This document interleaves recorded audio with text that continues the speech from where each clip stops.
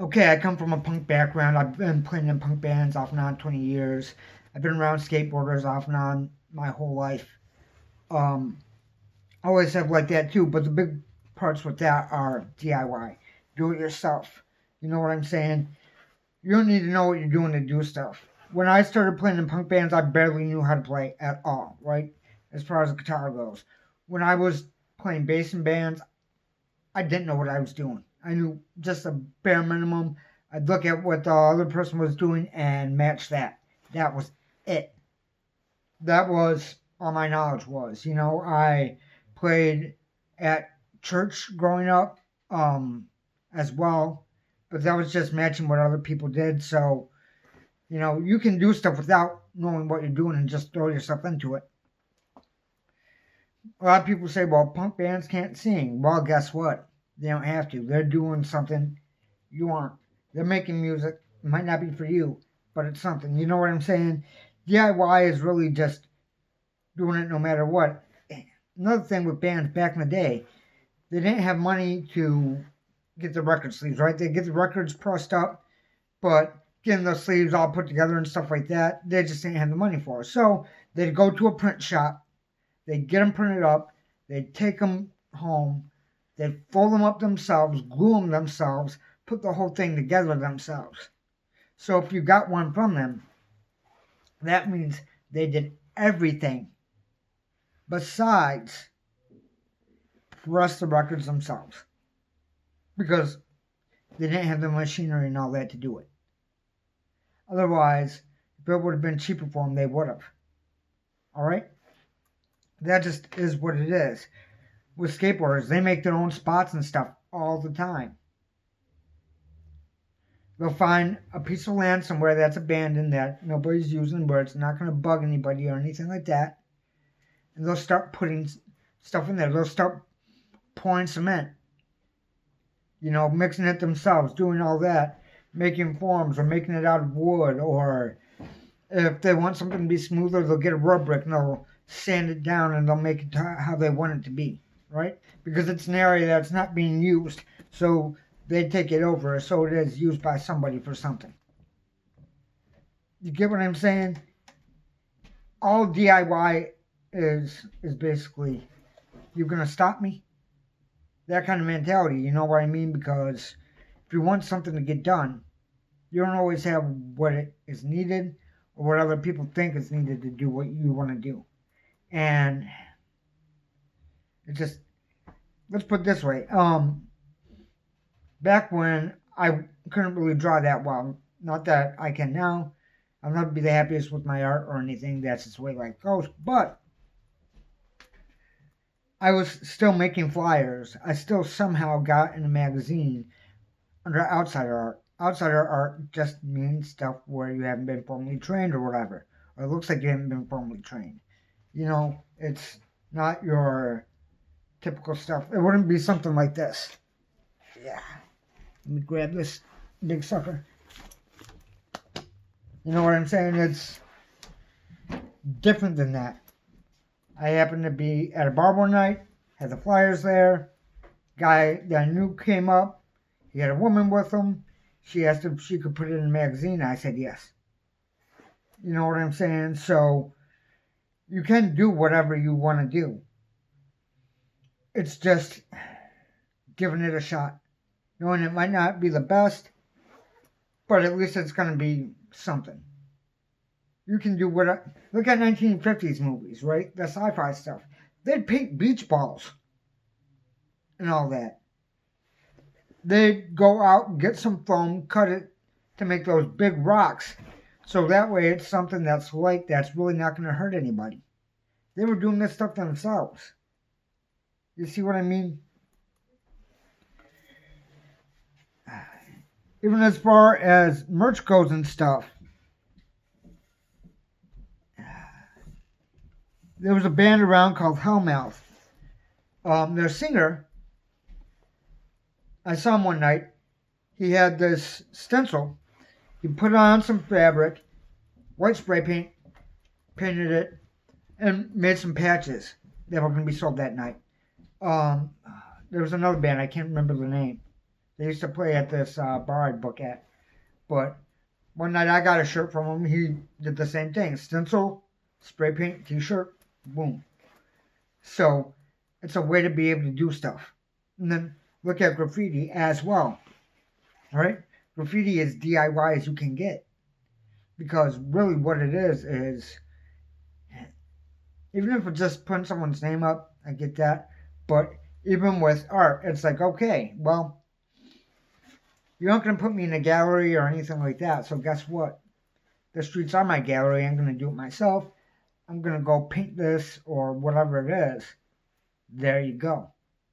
And I'm not telling people what to do or anything else, so don't come after me. This is just stuff that happens in real life. All right?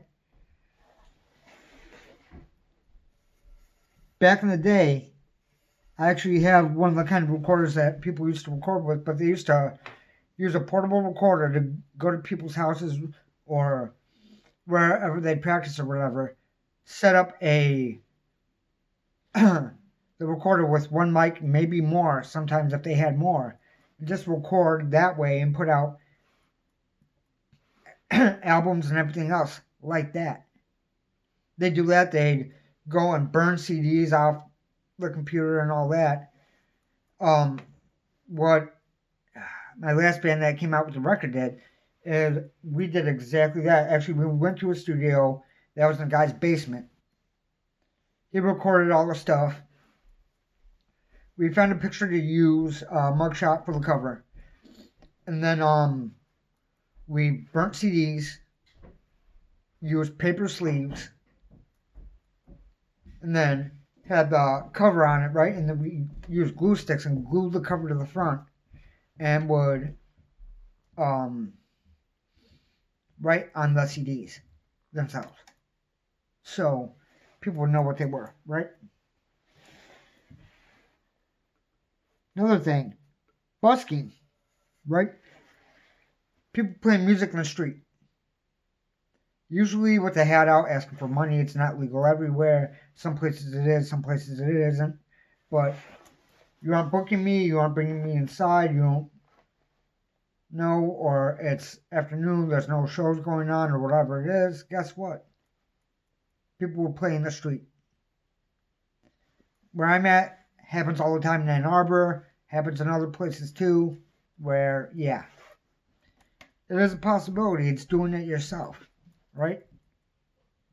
You want your stuff to be heard or whatever? That's one way to do it. There's plenty of people that are just jumping trains across this country, making a living, at least being able to eat and all that, in a new place every week or whatever it is, by just doing that.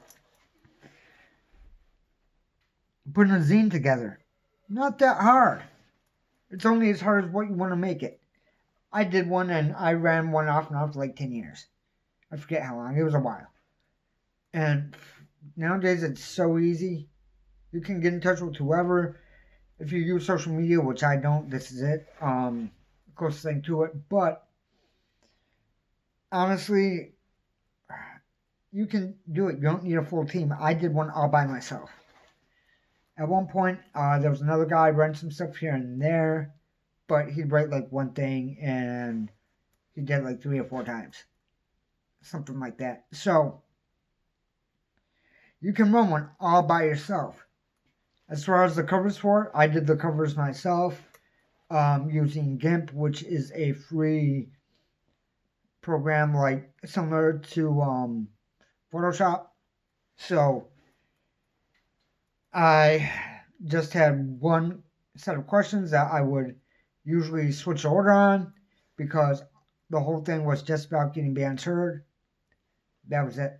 So it was giving people knowledge about that band, getting word out about other bands, and giving people information from somebody besides me about how to get started if they wanted to get started. And that was it. Sometimes I'd ask more if I knew the people personally or whatever. But yeah. You can do one all by yourself. I mean, with that, it was an easier time, and because it was music related, it was so easy that I had a Facebook page for it, and at that point, you could only have 5,000 people the way I had it set up. So within about a month, it was at 5,000. No one else could be added. So, there are ways to get it done. And you can do stuff all by yourself. It's not as much work as what you think. Or putting compilations together. I did that as well. I reached out to bands. I asked them, hey, is it okay if I use one of your songs? I'm going to put it on a compilation with other bands, and I'm going to give it out for free. And also, on top of giving it out for free, I'm going to have it available for free online. I was able to do that all by myself. There was never a band that said no. There were bands that actually got in touch with me and asked me, hey, when are you doing another one? Can we get on? You know what I'm saying? So, and then again, I did the cover. I did a song from each band. I did the order. I made it a file so I could have it available to download. And then I made the CDs the exact same way I told you earlier. So, yeah. There's this band called Toxic Holocaust. It's just one guy. Okay? He does everything. As far as, besides playing live shows, he has a full band with him. But he writes everything, he records everything completely himself. So, he does guitar, bass, drums, and vocals on all of it. Completely him, nobody else. That's another DIY thing. Maybe he tried to put a band together before or whatever and it didn't work. I really don't know. But he's able to get the music that he wants out there. It's done his way. And the only time he needs anyone else involved is when he's in the row. You see what I'm saying? So, DIY is really one of those things where it's like, try to stop me. I'm going to do what I'm going to do. And like I said, I'm not telling anybody what to do or how to do it. I'm just showing you examples of kind of the ethic to it. You know what I mean? There's this band, Split Lip Rayfield. They are a bluegrass band, and their bass player has a stand-up bass that's made out of an old gas tank. I've seen it live once. I've heard it on record a few times, and you'd never know. You know what I'm saying? So you can make whatever you want. There's just really no excuse. Evil Dead. Everything in that movie was done with practical effects or in camera. What I mean is there weren't any CGI wasn't a thing yet. They didn't use any fancy tricks or anything like that. Everything was, if you could catch it with the camera, that was it. They did it all themselves. So it's not like they had some huge crew or anything else. Guerrilla filmmaking. This was popular, especially in the 70s. It's even more popular now, with YouTube being a thing. What I mean by that is you don't have any permits. You're out on the streets. You're recording without anyone's okay. That happens all the time on YouTube now. Constantly. If you're watching somebody going up and asking people questions, or if you're watching somebody, pull pranks, or if you're watching whatever the hell it is, they don't have permission. At all. From anybody. That's guerrilla filmmaking. Now, back in the day, it was a, big thing, or whatever, and it still is. It still can be risky and everything else. But people have made full movies and stuff like that. You get what I'm saying? Alright. So, mini comics, they are a thing. People can make them from one sheet of paper. There's plenty of tutorials and shit out there for it. Where you want to make a comic, you don't have to make a full-size one. You don't have to make a full-length one. You can look up a video on how to do it, pull the paper up, all that. Get the layout right. And there you go. You can do nothing with it. You can make copies and sell them. People used to make Bible tracts which were basically like mini comics, and leave them around for people to find, you can even do that. You know what I'm saying? So DIY is always a thing. And even with that, that's the reason that people put stickers up and stuff like that. It's promotion. So that's how people used to promote themselves. You know, people repaste posters on walls and stuff using wheat and water. They'll go somewhere, do that, leave, and then the poster's up doing that. Self promotion. Now, I'm not telling people to go and do this because I don't want to come back on me, but this is what people do for real. Or go somewhere, get some flyers printed up, leave them at local liquor stores. Ask if you can. You know, DIY just means not asking permission from anybody for the most part. I mean, you're asking permission from the owners of the liquor stores and stuff like that, but what I mean is you're not being like, well, can I do this? Can I go make this happen? No, I'm going to make this happen one way or another, and it might not be exactly like I thought or where I thought. It's not going to be perfect or anything else, but guess what? It's going to be done. You know what I'm saying? You can either wait to get all the pieces you think you need, or you can just do it yourself, right? And now with tutorials and stuff being everywhere, there's no excuse.